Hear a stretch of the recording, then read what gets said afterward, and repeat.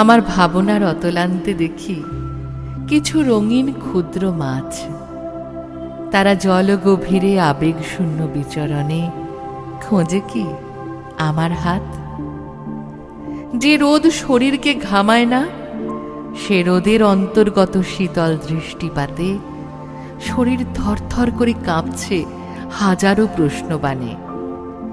যে শীত থিরথিরে কুয়াশার আচ্ছাদনে শরীরকে করে না শীতার্ত, সেই হিমায়িত শীতের স্বচ্ছ প্রকৃতি কাঁপে আমার নিঃশ্বাসে। আমি তো জলের অতলান্তে রঙিন মাছকে ছুঁতে চাই, আরও ছুঁয়ে দেখতে চাই অতি শূন্যের সাদা মেঘ। আমার দুর্বার তৃষ্ণায় শুধু জন্ম নেয় পূর্ণতা, যা মানুষের শূন্যতায় জাগায় কর্মের তাগিদ। আমার হাতকে আরো প্রসারিত করি, দমে দমে দায় দেনার দগ্ধ জাগতিক বোধকে নিকেশ করে পরম প্রশান্তির নিঃশ্বাস ফেলি।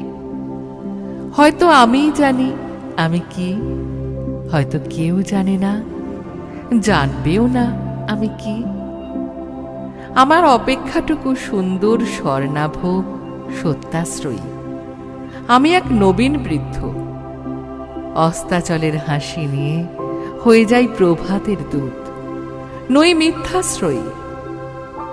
এই প্রায় প্রভাতে দৃষ্টি মেলে আত্মবিশ্বাস মুঠো করে প্রগাঢ় পদ্ম বুকে নিয়ে বায়না পেল আয়না।